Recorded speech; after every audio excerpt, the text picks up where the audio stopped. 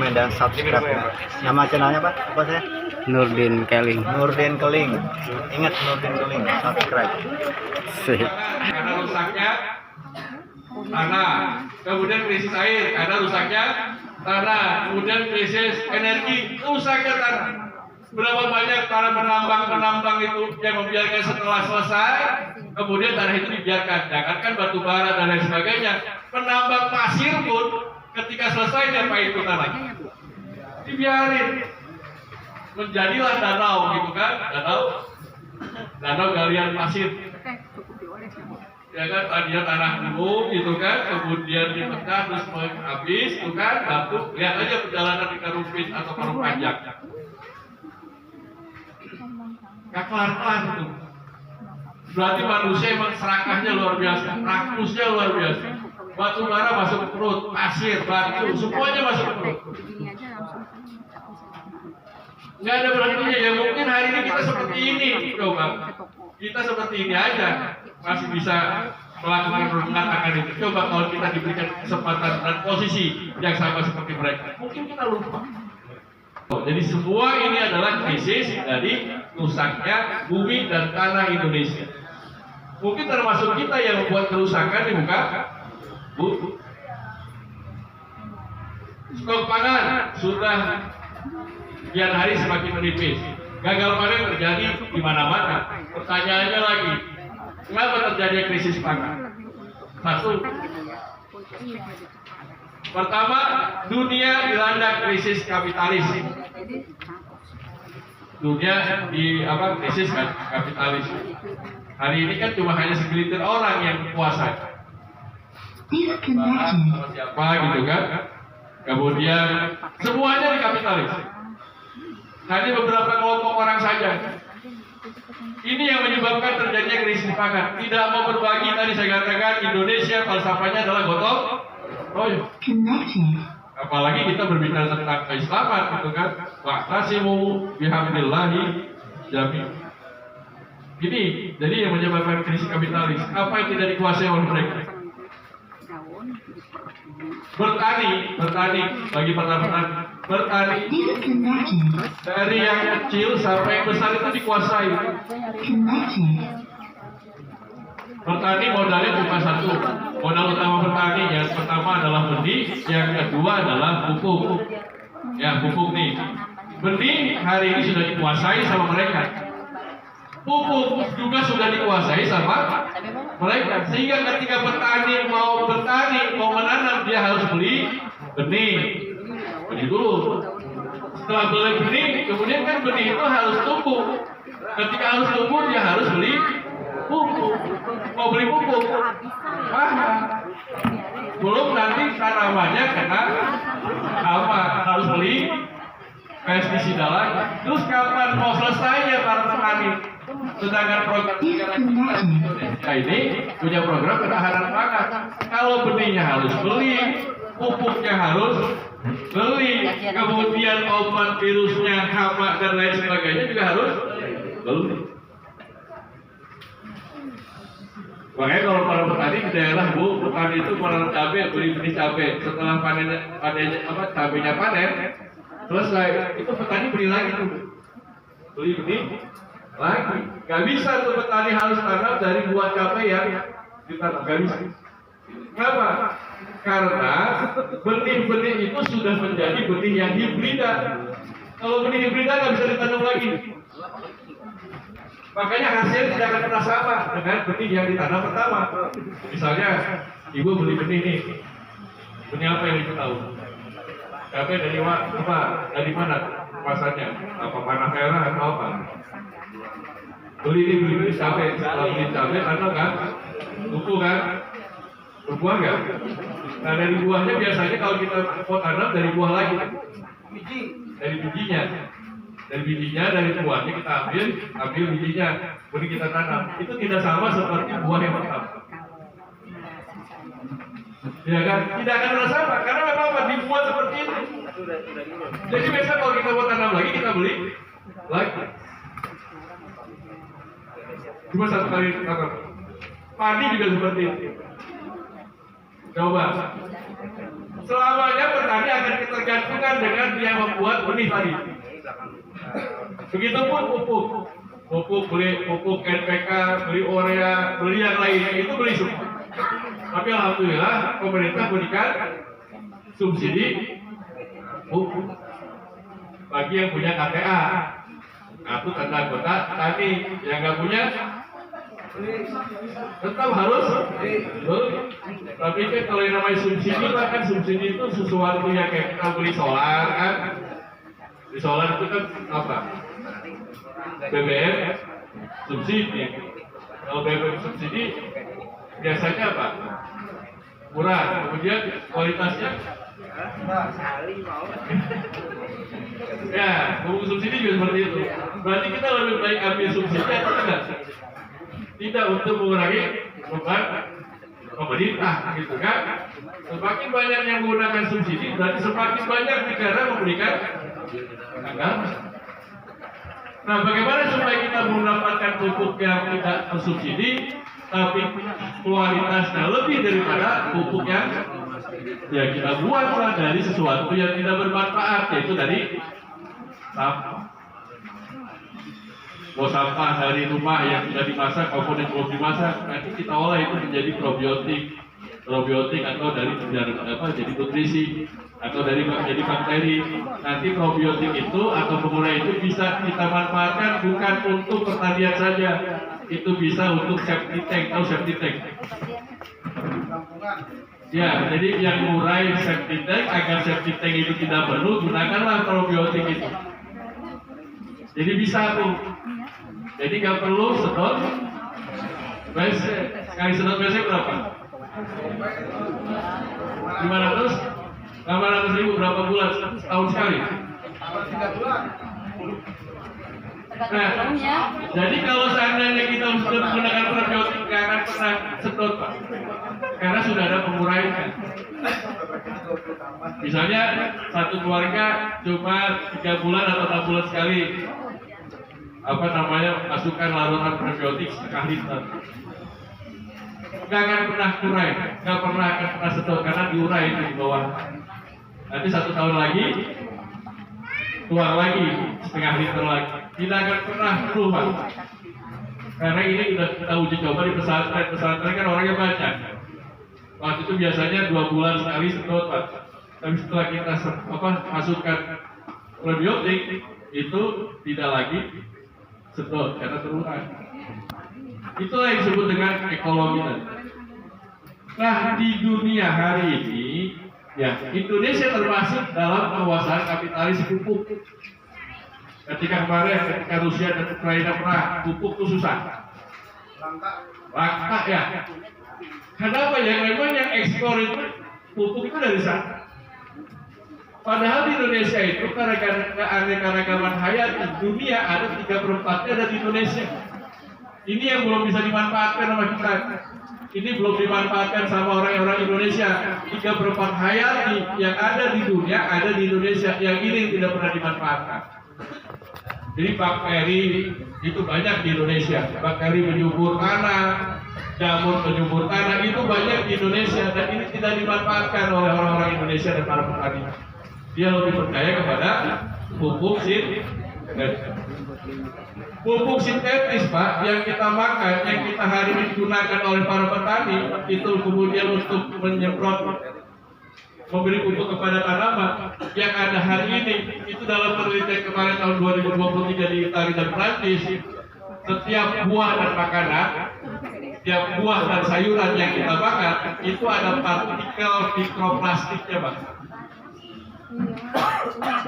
Partikel mikroplastiknya itu ada 50.000 sampai 237.000 partikel mikroplastiknya yang ukuran 1 mikron. Jadi kalau Bapak makan sayuran hari ini itu ada mikroplastik masuk ke dalam diri kita. Berapa partikelnya? 50.000 sampai 237.000 mikroplastik yang ada di sayuran dan buah hari ini. Berarti kita sedang konsumsi apa? Plastik.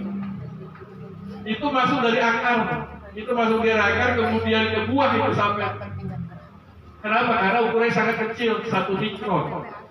1 mikron itu seperjuta, jadi 1 juta milimeter. Itu sangat kecil dan itu tidak bisa dilihat dengan mata, tapi itu masuk dan ada di buah. Kalau itu terus kita konsumsi, ini akan menjadi penyakit buat diri kita. Makanya hari ini banyak tuh anak-anak muda, anak-anak remaja yang sudah cuci darah. Kemudian kita juga nih yang anak apa yang bapak-bapak, ibu-ibu yang ibu muda, diabetesnya, terus apa? Asam uratnya, stroke-nya, ya kan? Coba lihat orang tua dulu deh. Yang umurnya hari masih 90, 80 itu kan sangat luar biasa sehatnya. Kemudian yang kedua apa? Ledakan penduduk. Yang ketiga terjadinya kemandangan produksi pasokan pangan di berbagai belahan dunia. Jadi karena memang sudah mulai hari ini tidak produksi. Kalau lama-kelamaan para negara tidak berikan ekspor, salah satunya Amerika. Amerika negara superpower Pak. Yang kita lihat dengan teknologinya. Tapi Amerika itu masih bisa mengekspor kedelai untuk Indonesia. Tempe dan tahu yang kita makan nih, setiap hari tempe tahu yang kita makan itu kacang kedelainya dari Amerika. Coba negara yang maju begitu itu masih bertahan, masih bisa ekspor. Kita benci dan gendeng sama Amerika misalnya. Ya kan? Ketika Amerika tidak suplai kacang kedelai, kita nggak bisa makan tempe tahu Pak. Coba stop, gitu kan kita begitu tuh. Ada yang ngajar gitu kan, stop, boykot kan gitu. Tapi kita hari ini tetap saja masih makan tahu dan tempe. Ketika Amerika tidak mengirim kemari kacang kedelai, tidak kirim ke Indonesia, ini Indonesia minta bantuan kepada Cina bagaimana supaya Cina memberikan kacang kedelai kepada Indonesia agar kedelai bisa dimanfaatkan lagi oleh para pabrik tahu dan tempe. Tapi apa kata Cina? Kami tidak akan pernah memberikan kedelai kepada Indonesia karena babi-babi kami, ternak-ternak babi ini masih membutuhkan kedelai. Artinya nih. Artinya apa? Artinya lebih rendah manusia daripada babi bagi Cina gitu. Kenapa? Karena dia lebih membutuhkan ternak babinya daripada dia impor untuk masyarakat. Kan artinya masyarakat Indonesia dipandang oleh mereka lebih rendah daripada babi.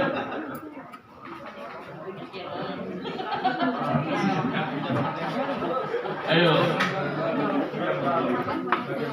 Bagi yang makan tempe, tapi saya adalah salah satu favoritnya juga tempe kan gitu. Ya, paling tidak, padahal kedelai terbaik di dunia ada di Indonesia Pak. Kenapa tidak mau kan gitu permasalahannya? Kenapa tidak mau dan tidak mau dikembangkan? Itu penelitian dari Inggris itu menyatakan negara apa kedelai gerobokan itu terbaik dan itu memang sudah kita lakukan kan?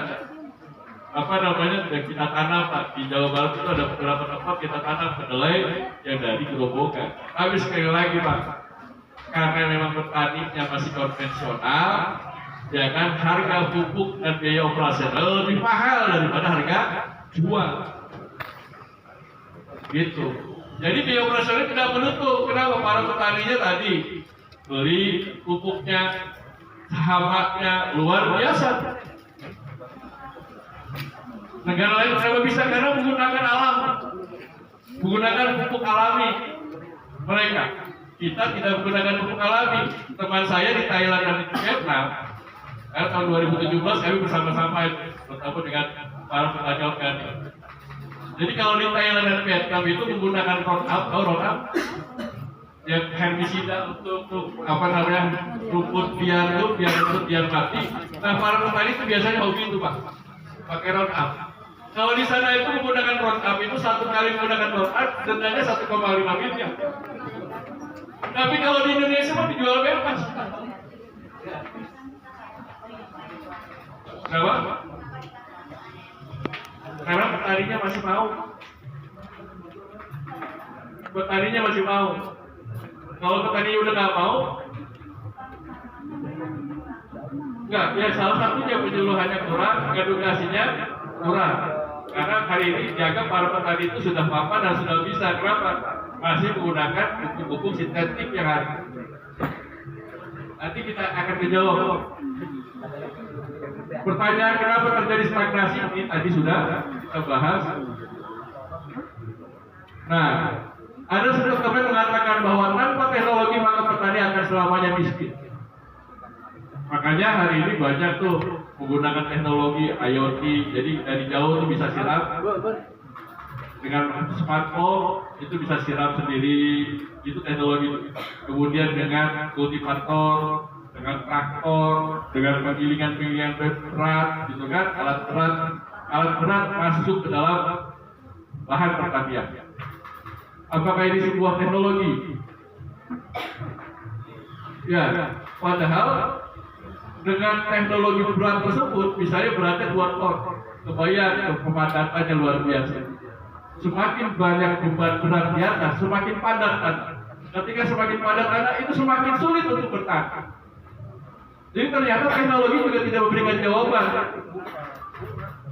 Drone untuk supply pupuk dengan drone. Itu kan kapasitas tekanannya udaranya sangat luar biasa. Ternyata dengan teknologi itu para petani tidak akan dengan teknologi itu tidak bukan stigma bahwa saya petani tetap miskin. Kenapa sebab itu? Karena Israel sendiri, Israel hari ini itu sejak bertani itu pada tahun 1920 Israel. Tahu Israel? Ya kita kenal apa Israel? Yahudi, Zionis, ya kan? Terus apa lagi? Boykot Israel. Laknatullah. Terus apa lagi? Apa boleh? Yang kita sebut dengan Israel. Hari ini Israel sejak 1920 dia itu adalah korban rasis awal dari negara Nazi. Jadi bahwa keturunan Israel kata Nazi, kata Hitler harus dihabiskan. Itu 1920. Nazi sudah melakukan itu 1920, keturunan Israel harus dihabiskan. Nah, yang tinggal pada saat itu di Jerman itu anak-anak yatim dan anak-anak yang lemah. Yatim piatu apa itu orang-orang Israel. Dia mencari perlindungan, dia terikat karena rahimnya. Tuhan pernah menjanjikan tanah, yaitu ada di Palestina. Dia datang ke sana, imigran ke Palestina di tempat yang sangat luar biasa tandusnya. Bukan di tempat yang hari ini, bukan tempat yang dihuni oleh Palestina, bukan. Tempat yang tidak dihuni oleh orang Palestina. Tempatnya adalah gunung, tanah tandus, berbatu, gersang dan tidak ada hujan. Tapi mereka harus hidup pada tahun 1920 sampai 1933, mereka harus hidup. Harus bertahan hidup. Apa yang harus mereka lakukan? Dia tidak mengemis. Karena itu adalah tanah yang dijanjikan Tuhan, pasti Tuhan akan memberikan keberkatan, kata si rahimnya. Dan itu diyakini. Satu-satunya jalan untuk bisa aman dari Hitler dan Nazi pada saat itu dia tetap di situ. 1920 sampai 1933. Dia mau bertani tandus, mendapatkan air harus menggali sumur sejauh 1 kilometer dalam. Jadi mau gali sumur itu bukannya kalau di sini kan cuma 10 meter, 12 atau 12 udah ada. Tapi mereka harus menggali sumur 1 kilometer kedalaman. Bisa dibayangkan tuh krisis airnya. Kalau mau tarik selang, itu jauhnya 235 kilometer. Gimana tuh tandus? Tapi dari situ dia mulai bertani. Dia tanam. Kalau dia mau konsultasi kepada Kibus itu Badan Pertanian Israel, itu jaraknya 125 km. Itu baru konsultasi doang. Kalau kita gimana? Mau ngeluh gimana? Nah, kita nggak bisa ngeluh. Kalau dia ngeluh tahun 1920, 1933. Tapi tetap bersemangat mereka untuk bertahan hidup di sana. Kenapa? Tapi kalau dia keluar dari tempat itu, dia kena rasis tuh, pasti dengan mati dengan Nazi 1920-1933. tapi itu dilakukan terus sama mereka petani. Dia tidak putus asa, mereka tidak berputus asa. 1950, berarti tahun berapa tahun? 1933 sampai tahun 1950. 18 tahun, 17 tahun sudah bisa ekspor jutaan ton daging ke Eropa. Dan sampai hari ini Israel menjadi panglima pertanian global. Apa salah satu bukti ekspornya? 60% Israel bisa mengekspor kurma ke seluruh dunia. Israel bisa mengekspor 60% kurma ke seluruh dunia.